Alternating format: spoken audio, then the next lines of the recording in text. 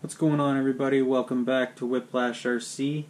This is On the Bench, I believe, episode 8. And I finally have the Traxxas Slash from one of my previous On the Bench videos back on today. I did a little bit of work to it already. Actually, I did a lot of work to it already in order to get it in running condition for the video I previously did, running in the back field behind my house on the ramp I built. While I was making that video, I was having a lot of issues with overheating. The truck was shutting down once in a while on me. So since that video, I've actually gone ahead and torn the truck completely down and cleaned every part on the truck, as well as I changed out most of the bearings. I wasn't able to change them all out because I didn't have a full replacement kit for that, but this is my first Traxxas, and some of the axial bearing sizes happen to be compatible with a lot of the bearing sizes in the Slash 4x4 here, so I was able to swap out a few of them, but there's definitely some that I'm going to have to switch in the future. When I had the truck completely apart, I did notice that the slipper clutch was wearing a hole in the motor mount. And that's one of the parts I'm going to be replacing today. I'm going to switch out this motor mount. And also, when I picked this up, the guy at the hobby shop, he'd asked me if I had the bearing retainer. He said it goes on the slipper clutch. And he set me up with this part here because I wasn't exactly sure if I had it or not, but I believe this replaces a plastic part that would normally go in your on your slipper clutch assembly. So it's a bearing retainer, and it comes with a bearing I can replace as well. So we're gonna figure out where that goes and install that motor plate. I did also hope to replace the rear shocks today, because the rear shocks on this Slash are currently Integy shocks, and they don't really hold the oil very well. So as you can see, they got no rebound, and that's the chassis hitting my bench here. But the front ones are these stock Traxxas shocks, and they seem to be alright. They actually are in pretty good shape. Those rear ones, they won't hold any oil. But what I didn't realize was these big bore aluminum shocks, part number 2662, they do not come with springs, so I will not be able to switch those out today. However, after looking around online, I was able to come across a company that has some springs at the moment, but everything else is out of stock. So I ordered a set of VG Racing springs, and I'm going to give them a shot. They'll probably be here in a week or so, so that'll come in a future video. But we're going to get right into this today. We're going to switch out these two parts, and hopefully that fixes our overheating issue with the motor. If not, I'm going to have to get myself a new motor too. So let's get right into the video. I'll take off this freshly painted body. You guys, this will be the first time seeing it with the new body on it. It had the blue Raptor body on it before, but this is one I painted years ago. It's like a Monster Energy theme. It doesn't really suit the truck because a lot of blue parts on the inside, but I can slowly change them over to green if I want. Body looks pretty good. It was drilled for the wrong holes initially. It was painted for somebody else, but installed the Proline body clip system, which is kind of nice, but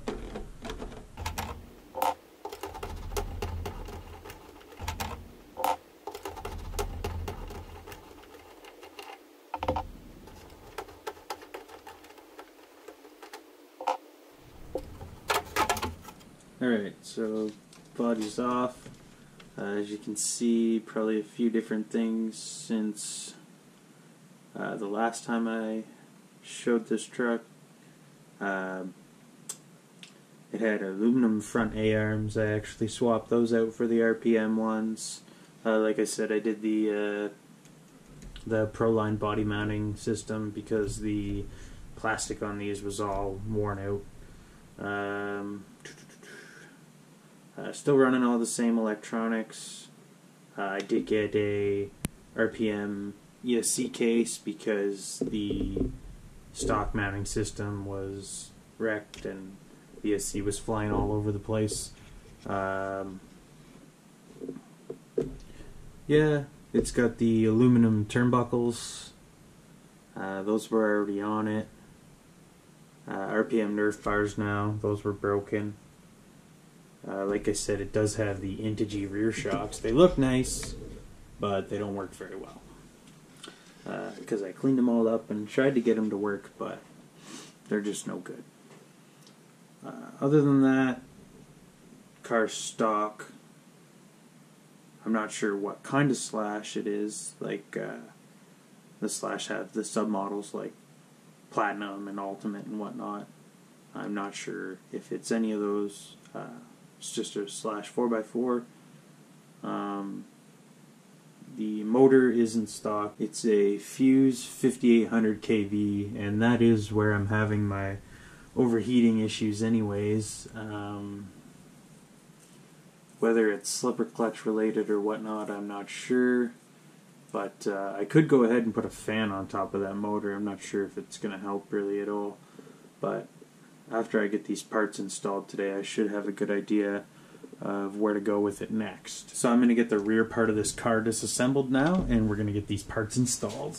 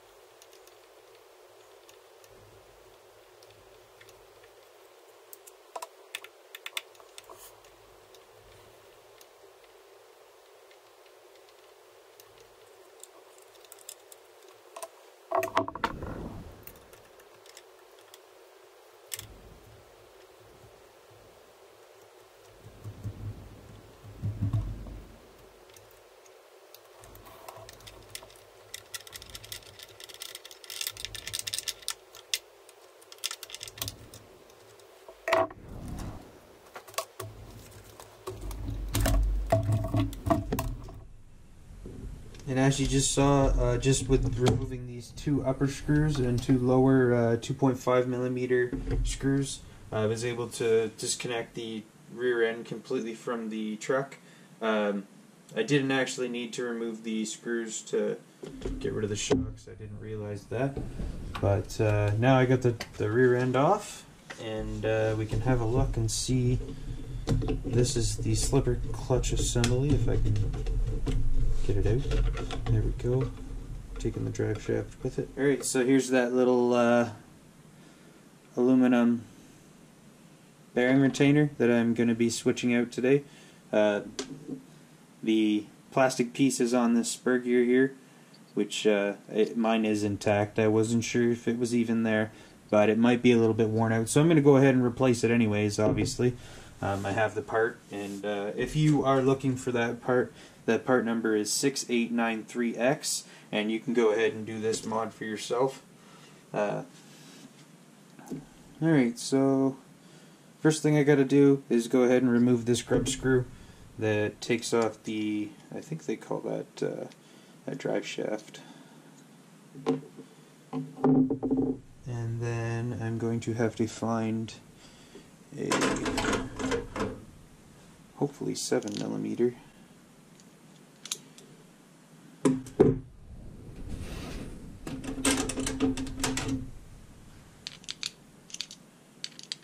Alright, so we're back in business. It's actually an 8 millimeter, so I had to run out and grab a socket for that.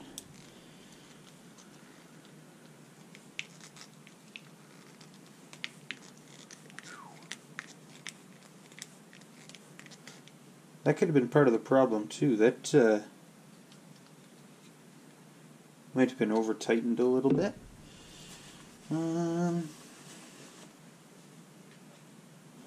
some pliers. So once you get to a certain point, obviously the slipper assembly gets loose and it just starts to spin, so you gotta grab yourself something to grab the shaft of the slipper clutch with. And then you're able to turn that the rest of the way off.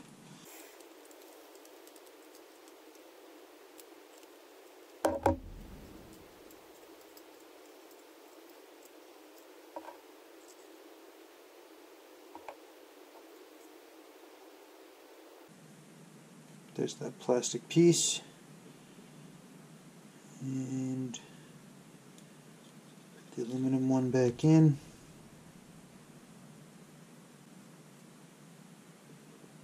Spring.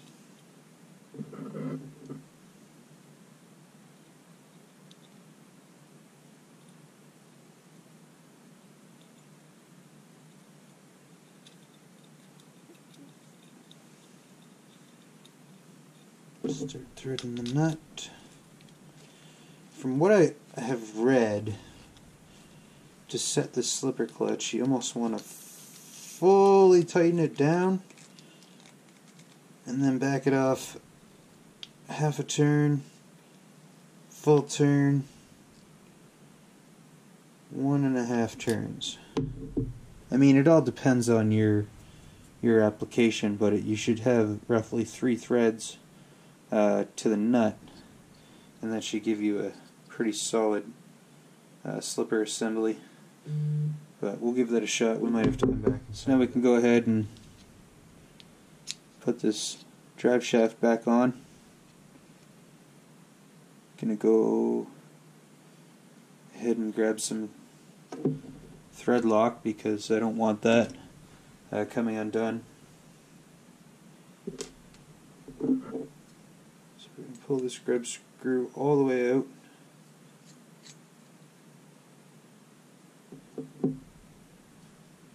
And just shake it up a little bit. I like this JB Weld. It's like a, what do they call it? A thread lock gel almost. I just like putting a tiny bit. You don't have to use a lot.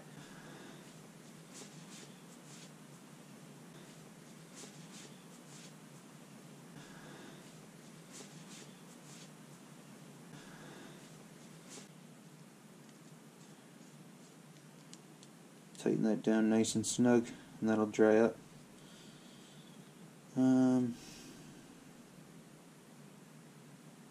Yeah, and that should do it for this part anyways.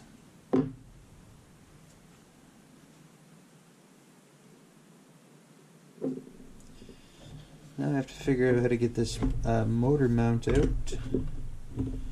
So I'm going to flip the truck back over.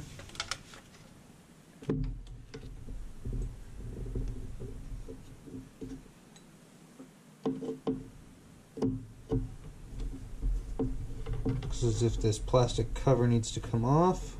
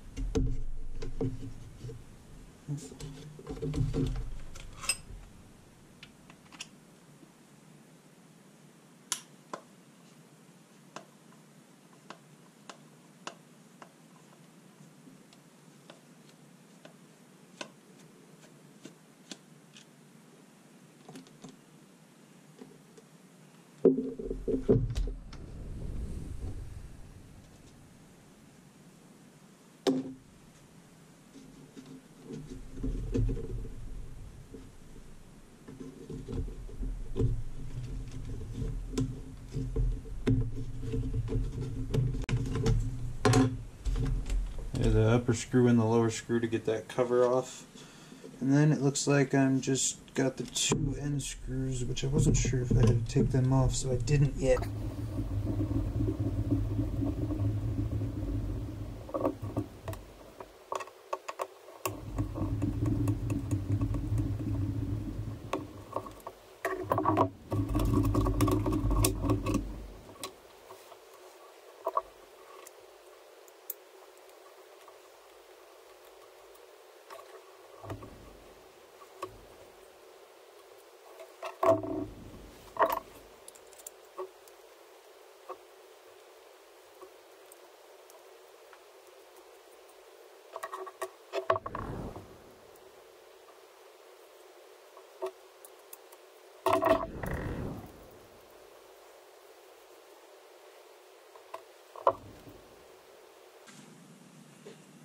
So as you can see, I was able to get this piece out just by removing those two end screws, and then there was a couple screws holding the actual motor plate onto this here motor mount. So the reason I had to go ahead and do this was because the plastic inside this hole where the bearing is supposed to sit is absolutely just, it's gone, and I wasn't able to see the bearing in that.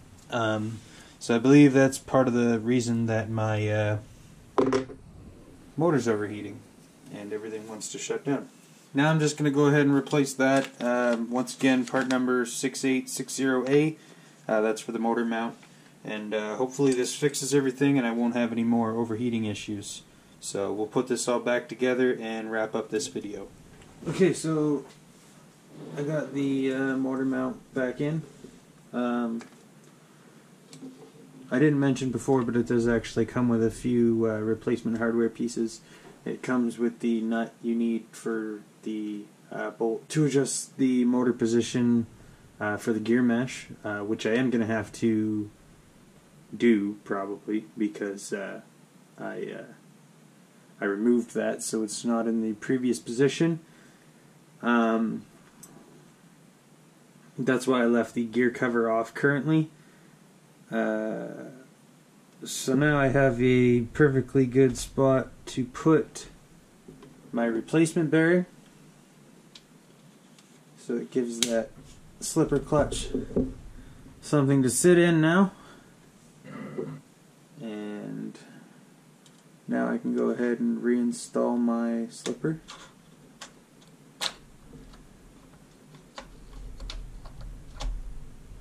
Back into the drive shaft there. Yeah, and as you can see, those aren't even making contact right now. So I am going to have to go ahead and adjust the gear mesh again once I'm finished putting on the rear end, which is simple enough. I actually have a video already on the bench how to set your gear mesh. It's very simply done with just a piece of paper. I'll leave a link to that video, or work some kind of YouTube magic to get it up in the top corner. But you can go ahead and watch that video there. But I'll do all that once everything's back together. Let me just do a little editing magic here, and we'll have this thing back to one piece. Alright guys, so I pretty much have the Slash all back together now. I'm just putting in the last two screws to hook the rear end back up to the chassis. But when I was setting the gear mesh, I noticed already that this is probably going to solve my problem. If not, it's just a motor issue. But the truck alone, without the motor attached, rolls a lot nicer, a lot smoother. Without the gears connected, sorry. So yeah, I can already tell that it's going to make a huge difference, and I should be running a lot lower temperatures. So just remember, if you are ever running hot, check your gearing. Make sure you have the recommended gearing. Check your gears, and other than that, you want to go through and check your driveline and look for any sort of binding or worn out parts like I found here today. So just by switching out those two minor pieces, which only cost me I think 20 bucks, yeah, I can already tell that this is going to make a tremendous difference in how this Slash runs, and hopefully it doesn't overheat and quit out on me now. So that's going to do it for today's video, guys. I am going to come back later with another video, and I'm going to switch out these rear shocks with these big bores, and we'll try out those VG Racing springs, and we'll get this thing out and see how it rips now. I've done quite a bit of work to it, so I sure hope it works out and is running top notch. That is going to do it for today's video, guys. Please let me know what you think of the video. Let me know what you think of the Slash. If you think they should do some sort of upgrades on here that you've done to your Slash that would benefit mine, let me know in the comment section down below as well. I'd like to know. Don't forget to hit the thumbs up button. That does help me out. And if you're not already, please subscribe and follow along for more RC content.